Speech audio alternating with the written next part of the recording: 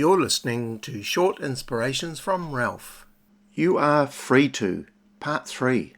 We're talking in this series about that astounding gift that God gave us, which was the freedom to choose. So we have choice. We can do what we want to do. That's the way we're made. And so it boils down to the decisions we make. And we ended the last episode by saying the decisions that you make will make you. You can choose to serve God or walk in His pathways or not. Nobody can make you do it. But you need to understand that while we have the power to make our choices have the power to make us. In Ecclesiastes 12 verse 1 it says, "Remember your Creator in the days of your youth, before the days of trouble come and the years approach, when you will say, I find no pleasure in them." Our Bible character Job got it right at a young age.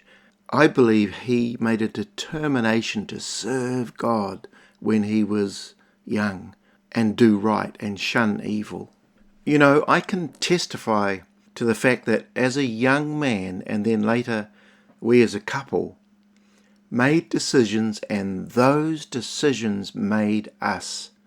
This is not a boast in any way, because I have come this far by His grace in my imperfect life, like anyone.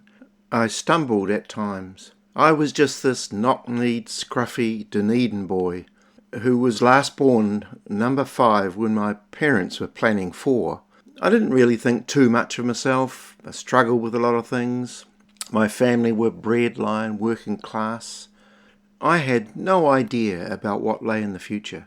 And quite frankly, I often discounted myself as getting anywhere near the life that God prepared for me, way into the future.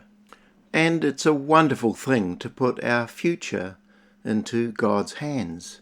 He has it for us. Alfred Hitchcock made a movie where a king was given 2 wishes, and the king for his first wish decided that he wanted to see the future, his future. But then when he saw all that was ahead, both the beauty and the pain, for his second wish, he wanted the future to be again obscured or hidden from him. And Hitchcock was thankful that tomorrow doesn't belong to any man, it belongs to God.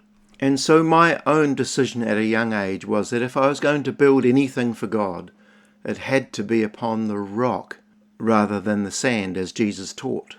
I decided firstly that I would give my life to the Lord wherever that took me. I decided that my God was real and living and a personal God. And then later we decided that we would never forsake gathering together. The local church was the centre of our lives, not an optional extra. I decided that the musical skills that God gave me were to be used for the Lord and not for the world. I decided that my love of sport would not take me away from serving God. We even made a record called The Potter's People, a band we were in. You can hear it on the YouTube channel if you want to. We decided that we would wait until marriage before moving in together. We decided that we would not give up giving to God. We decided that as much as possible we would train up our children in the ways of the Lord.